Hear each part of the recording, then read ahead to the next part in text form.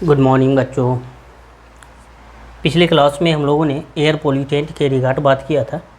ध्यान देंगे, मैंने ऊपर से नीचे कुछ गैसेस को लिखा है, कुछ पार्टिकुलेट मैटर को, नाइट्रोजन ऑक्साइड को, हाइड्रोकार्बन, सल्फर ऑक्साइड और फिर कार्बन मोनोऑक्साइड। तो यहाँ पे ध्यान रखेंगे, ऊपर से नीचे जैसे ही आते हैं तो एयर पोल्यूटेंट का कंसंट्रेशन सबसे ज़्यादा जो एयर पोल्यूशन होता है पोल्यूटेंट कहलाता है, कौन होगा? कार्बन मोनोऑक्साइड, है ना। हवा जो गंदा होता है सबसे ज़्यादा फैक्टर कौन सा है? Carbon monoxide. Then sulphur oxide, hydrocarbon, particulate matter, PM prime minister नहीं है, पार्टिकुलेट मैटर है, नाइट्रोजन ऑक्साइड, अदर गैसेस। ऊपर से नीचे आएंगे, कंसंट्रेशन इसका क्या होगा? घटता जाएगा। कंसंट्रेशन क्या होगा? घटता जाएगा, डिक्रीज़ करता जाएगा। ऊपर से नीचे आएंगे तो मैक्सिमम अगर एयर पोल्यूटेंट की बात करें तो मैक्सिमम लेवल जो होती है कार्बन मोनोऑक्साइड की वजह से होती है। मैक्सिमम अमाउंट फर्स्ट पोजीशन पे ये आता है, फर्स्ट पोजीशन पे। दैट मीन्स मैक्सिमम जो एयर पोल्यूटेंट का वैल्यू होता है वो कौन होता है? कार्बन मोनोऑक्साइड होता है। याद रहेगा बच्चे, यहाँ पे कंफ्यूज मत करना। ऊपर से नीचे आएंगे, पोल्यूटेंट का कंसंट्रेशन घटता रहेगा। कार्बन मोनोऑक्साइड सबसे ज़्यादा, उससे कम, उससे कम, उससे कम, उससे कम, इधर इस तरह से होता रहेगा। अब अगर एयर पोल्यूटेंट में ऑटोमोबाइल्स का बात किया जाए, मैक्सिमम जो होता है ऑटोमोबाइल से क्या होती है? एयर पोल्यूटेंट होता है। नॉइज़ पोल्यूशन भी होती है और एयर पोल्यूशन भी होता है। तो सबसे ज़्यादा, है ना, ऊपर से नीचे आएंगे तो सबसे ज़्यादा कार्बन मोनोऑक्साइड यहाँ पे रिलीज़ होती है, इससे एयर पोल्यूशन होता है। कौन सा? ऑटोमोबाइल सेक्टर से। हाइड्रोकार्बन उसके बाद आता है, उसके बाद नाइट्रोजन ऑक्साइड आता है। इसी तरह टोबैको स्मोक से पीने वाले के, है ना, सबसे ज़्यादा जो एयर पोल्यूशन होता है सबसे ज़्यादा कार्बन मोनोऑक्साइड से होता है। टोबैको स्मोक में कार्बन मोनोऑक्साइड एक्चुअली क्या होता है? फर्स्ट लेवल पे आता है। सबसे ज़्यादा मैक्सिमम पोल्यूटेंट का काम करता है, कार्बन डाइऑक्साइड रिलीज़ होती है, कार्बन मोनोऑक्साइड रिलीज़ होती है टोबैको स्मोक से। उसके बाद सेकेंड लेवल जो यहाँ पे होती है नाइट्रोजन ऑक्साइड का, ये सेकेंड लेवल पे आता है। और फिर थर्ड लेवल पे हाइड्रोकार्बन आता है, थर्ड लेवल पे। इस तरह से स्मोक से यहाँ पे पोलोनियम, है ना, रिलीज़ होती है। पोलोनियम 210, है ना, 210। ये एक्चुअली जो गैस निकलती है ये कार्सिनोजेनिक फॉर्म में होता है। कार्सिनोजेन कहते हैं कैंसर काउजिंग एजेंट को। तो ये as a cancer causing agent है पोलोनियम 210। तो इस तरह से हम लोगों ने एयर पोल्यूटेंट के रिगार्ड बात किया था। ऊपर से नीचे आएंगे, घटता जाएगा। ओके, अब बात करते हैं एयर पोल्यूटेंट में किस तरह से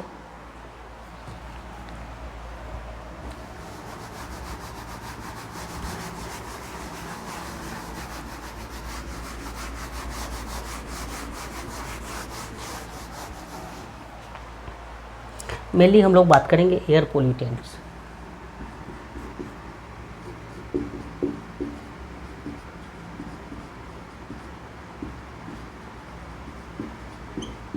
एयर पोल्यूटेंट्स में हम लोग सबसे पहले जो देखेंगे पार्टिकुलेट मैटर की बात करेंगे। First particulate matter.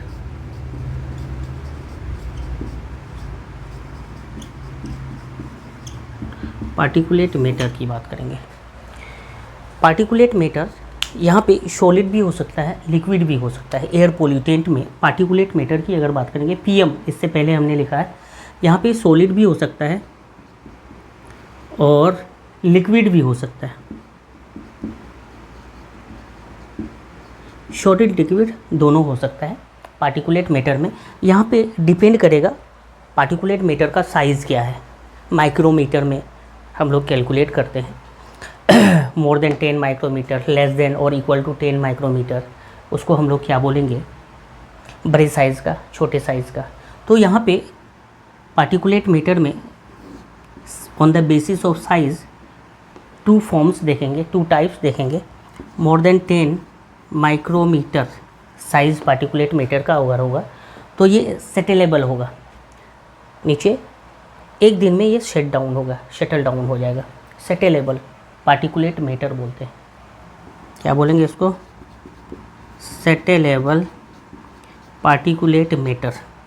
ये सिंगल डे में ये नीचे की तरफ निथर जाएगा। सेटेलेबल, चाहे तो सॉलिड होगा या फिर लिक्विड होगा, तो ये कंसंट्रेशन ज़्यादा बड़ा होने की वजह से भारी होगा तो सिंगल डे में ये क्या हो जाएगा, सस्पेंड हो जाएगा, क्या हो जाएगा, सेटल डाउन हो जाएगा सिंगल डे में। क्या कर सकते हैं settle down in single day. Particulate matter, settleable particulate matter, ये क्या होगा, सेटल डाउन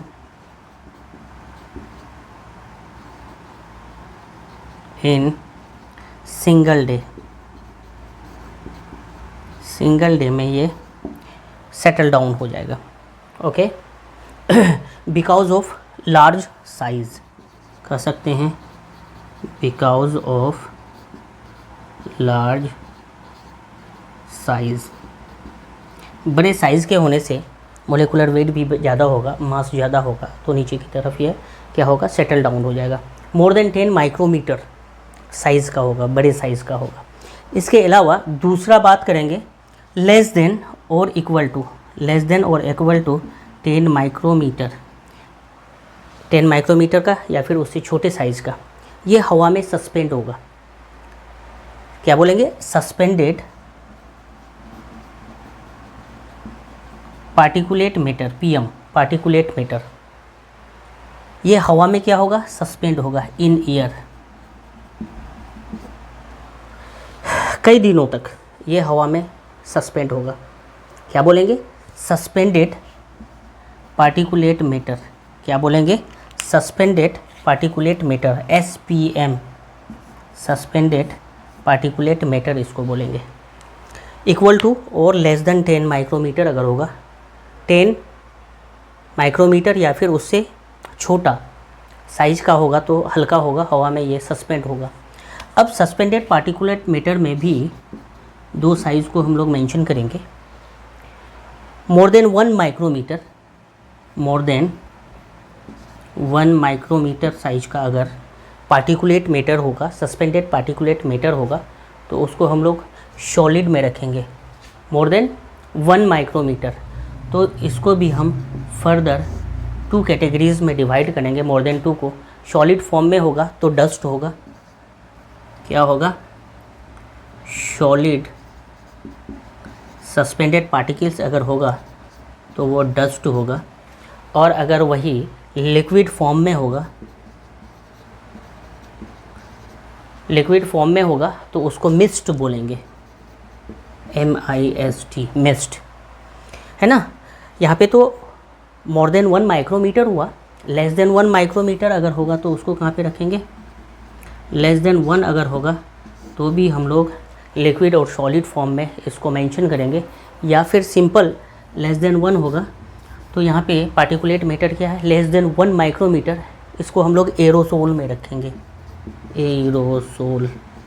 और एरोसोल में एक एग्जांपल है स्मोक वगैरह को हम लोग यहाँ पे इस तरह से रखते हैं। तो इक्वल टू और लेस देन 10 माइक्रोमीटर का अगर पार्टिकल्स होगा, सस्पेंडेड पार्टिकुलेट मैटर अगर होगा, हवा में वो सस्पेंड होगा, है ना। More than 1 micrometre, less than 1 micrometre करके हम लोग इस तरह से मेंशन कर सकते हैं पार्टिकुलेट मैटर को। तो सॉलिड फॉर्म में भी हो सकता है, लिक्विड फॉर्म में भी हो सकता है, ये सारी बातों का ध्यान रखेंगे। More than 10 micrometre and less than और इक्वल टू 10 माइक्रोमीटर करके भी हम लोग यहाँ पे सस्पेंडेड पार्टिकुलेट मैटर को मेंशन कर सकते हैं। एक बोर्ड है central pollution control board, CPCB, central pollution control board, क्या बोलेंगे, सेंट्रल पोल्यूशन कंट्रोल बोर्ड।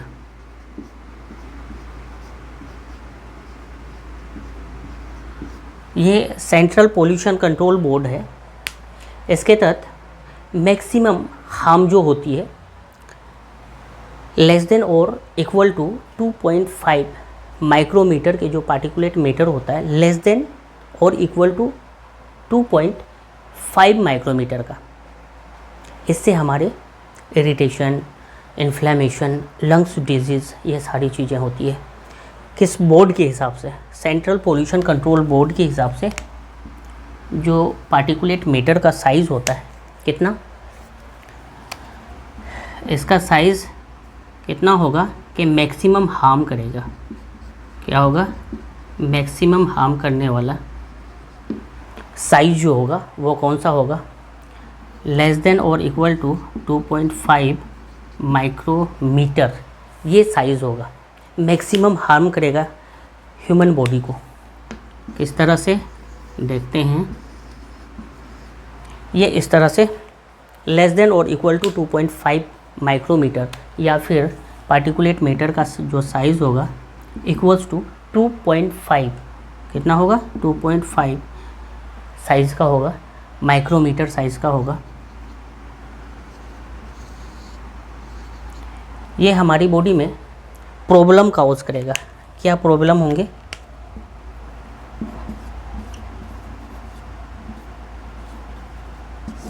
हमारी बॉडी में इस तरह से प्रॉब्लम काउज होगा। रेस्पिरेटरी ट्रैक्ट्स में खास करके होती है। ये सस्पेंडेड पार्टिकल्स है। पार्टिकल का साइज़ जो है, पोल्यूटेंट का साइज़ जो है लेस देन और इक्वल टू 2.5 माइक्रोमीटर है। हमारी नोज़ के थ्रू हमारे लंग्स में जाएंगे और जो रेस्पिरेटरी ट्रैक है उनको भी क्या करेगा? एक तरह से इन्फ्लेमेशन, इरिटेशन करेगा। तो प्रॉब्लम यहाँ पे क्या होगी? इरिटेशन होगा। दूसरा इन्फ्लेमेशन हो सकता है, inflammation. And then lungs disease हो सकता है, लंग्स डैमेज हो सकता है।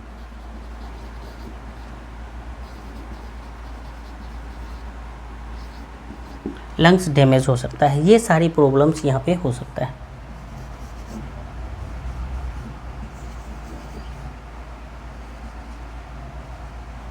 इस तरह से यहाँ पे प्रॉब्लम हो सकता है, रेस्पिरेटरी डिजीज़ हो सकता है। अब ये जो इरिटेशन, इन्फ्लेमेशन, लंग्स डिजीज़ होगा, इनमें देखते हैं खास करके क्या होता है। एक डिजीज़ होती है लंग्स डिजीज़, जिसको हम लोग बोलते हैं न्यूमोकोनोसिस। क्या बोलते हैं? न्यूमोकोनोसिस। तो उस चीज़ को हम लोग देखते हैं। हमारे डिफरेंट टाइप्स ऑफ डिजीज़ होती है। सबसे पहला जो हम लोग देखेंगे न्यूमोकोनोसिस।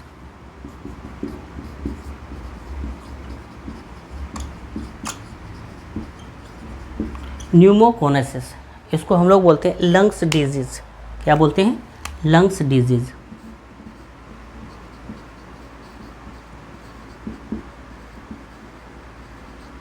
लंग्स डिजीज़, यहाँ पे लंग्स डिजीज़ में क्या क्या हो सकता है ना? एक डिजीज़ है बेसिनोसिस। बेसिनोसिस, ये जो बेसिनोसिस होता है, कॉटन फाइबर्स अगर हमारी नोज़ के अंदर चल जाती है, इन्हेलेशन हो जाता है कॉटन फाइबर का, तो ये हमारी डिजीज़ होती है बेसिनोसिस, कॉटन फाइबर्स की वजह से। कॉटन फाइबर का इन्हेलेशन से ये डिजीज़ होती है। नेक्स्ट डिजीज़ है respiratory disease, pneumoconiosis disease, lungs disease जिसको बोलते हैं सिडेरोसिस। सिडेरोसिस, यहाँ पे इन्हेलेशन आयरन का होता है। आयरन के इन्हेलेशन से सिडेरोसिस डिजीज़ होती है। एक होता है सिलिकोसिस, डिजीज़ का नाम है सिलिकोसिस। सिलिका का इन्हेलेशन होता है जिस वजह से डिजीज़ होती है सिलिका, इसके इन्हेलेशन से होती है। सिलिकॉन, सिलिका जो भी बोल दो, इस तरह से डिजीज़ होती है। एस्बेस्टोसिस होता है,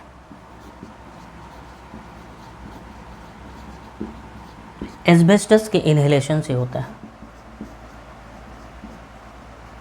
एस्बेस्टोस इस तरह से इन्हेलेशन से होता है। ब्रीद इन या फिर इन्हेलेशन बोलते हैं, इसके वजह से न्यूमोकोनोसिस होता है, लंग्स डिजीज़ होती है। ये सारे जो डिजीज़ होती है इस तरह से पार्टिकुलेट मैटर लेस देन और इक्वल टू 2.5 माइक्रोमीटर साइज़ का जो पार्टिकल्स होता है, पोल्यूटेंट होता है, उसके वजह से ये सारी चीज़ें होती है। नेक्स्ट क्लास में हम लोग सल्फर डाइऑक्साइड और नाइट्रोजन ऑक्साइड का इफ़ेक्ट देखेंगे। Okay, thank you.